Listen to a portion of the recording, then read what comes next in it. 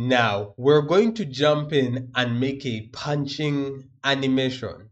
Now to make a good punch animation, select either money or queen, and I'm going to just click briefly on the front because I want to look at it from the front, and you're going to learn something different today. So the first thing is we have our first keyframe, and let's say at around frame, a punch is really quick. So at around frame 15, it's going to be where the punch ends and is done because punches need to be quick. So now that we have our frame 15 set up, our character starts completely neutral and then boom, punch, okay? Now neutral to neutral. The first thing we're going to do is I am pressing T on the hand. And then up here, Cascadeur has some interesting tools. Now, under the auto pausing tool, which is currently enabled, select auto pausing fingers. And now you all of a sudden have more points to adjust there. Now, let me give you a simple illustration. I've turned off auto pausing for fingers. So now those are the only two things you can control, right? So you can control the rotation of the hand. And then with this other point, you can adjust, right, where the hand is facing. But to make a punch, we want to make a fist. So I'm pressing Control Z multiple times, okay, to undo all those settings. Now turning on auto pausing of the fingers, I am selecting that.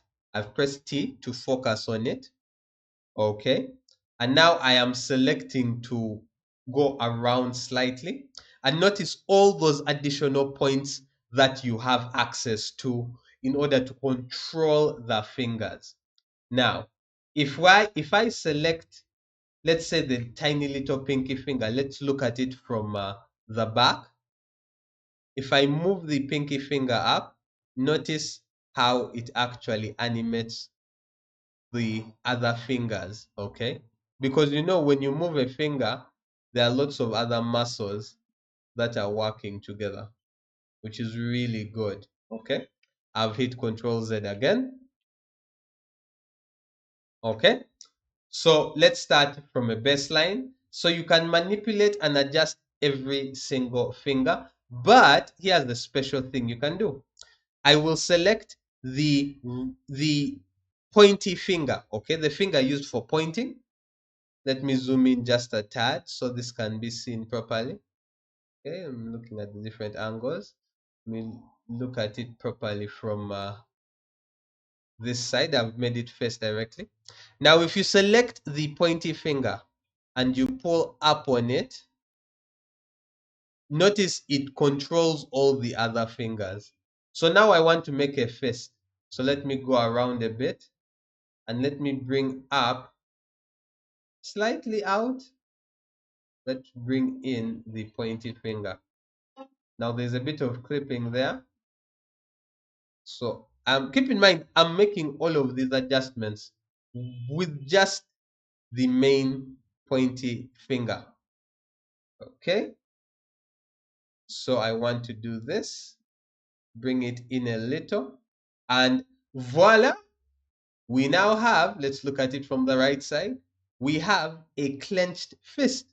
So our character is now ready to start punching things, okay? And that's one of the cool things about Cascadeur. You have access to all these different animation tools.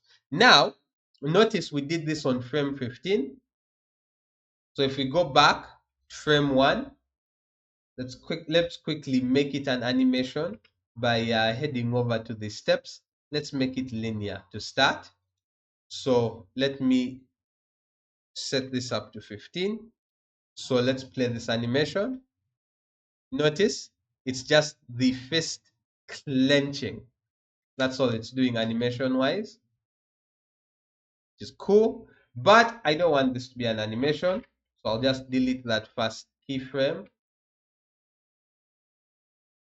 Select that, and then select the first. I want it to be here. Okay.